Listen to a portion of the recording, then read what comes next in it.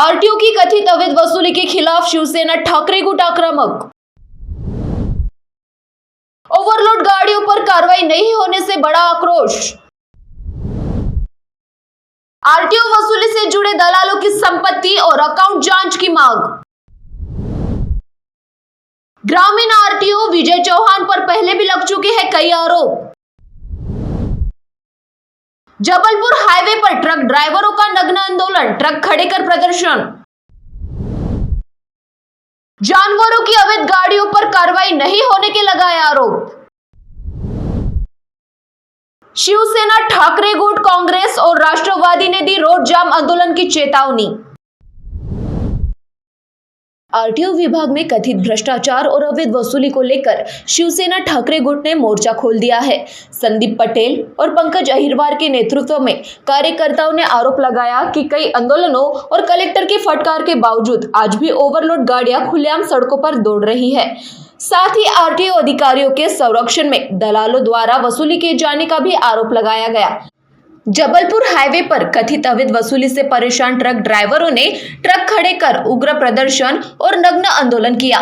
शिवसेना ठाकरे गुट ने अधिकारियों और दलालों की संपत्ति तथा बैंक खातों की जांच की मांग करते हुए जल्द रोड जाम आंदोलन की चेतावनी दी है।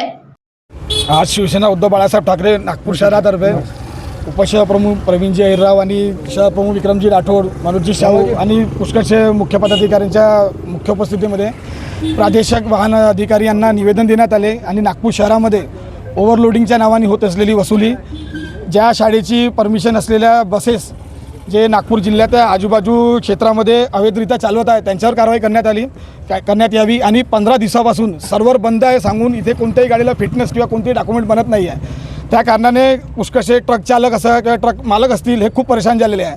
आरटीओ चेकिंगच्या नावाने मोठ्या प्रमाणात भ्रष्टाचार करून 10,000 रुपये पर ट्रक एंट्री ओव्हरलोडची घेत आहे आणि इथे काही भ्रष्ट अधिकारी आहे ज्यांच्यावर अँटी करप्शन ब्युरोद्वारा कारवाई झाली तरीसुद्धा ते त्याच पदावर कार्यरत आहे। आम्ही निवेदनामध्ये 24 तासाचा वेळ संबंधित अधिकाऱ्यांना दिलेला आहे। 24 तासामध्ये ओव्हरलोडिंग बंद नाही झाली, पासिंग सुरू नाही झाली आणि आम्ही दिलेल्या निवेदनावर कोणत्याही प्रकारची कारवाई झाली नाही तर शिवसेना पद्धतीने आंदोलन करण्यात येईल असे आम्ही त्या अधिकाऱ्यांना स्पष्टरित्या सांगितलेलं आहे। जय भवानी।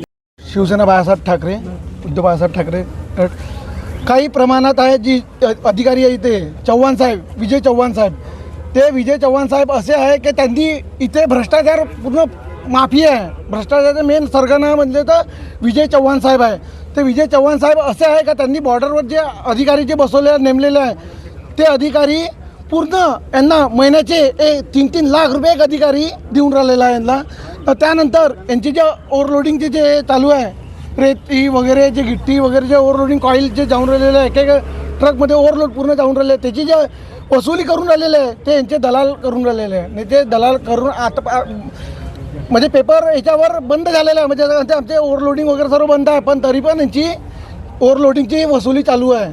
तर ते प्रूफ आहे आमच्याकडे पूर्ण हर प्रकारचे। तर त्यानंतर यांचे जे स्कूल बसेस आहे त्याचे जे परमिट आहे त्या परमिटवर जे चंद्रपूर, गडचिरोली, उमरेड जे बसेस चालून राहिलेले आहे त्याच्यावर परमिटवर स्कूल बसच्या परमिटवर ते चालून राहिले ते पूर्ण याच्यावर वसुली करून राहिले।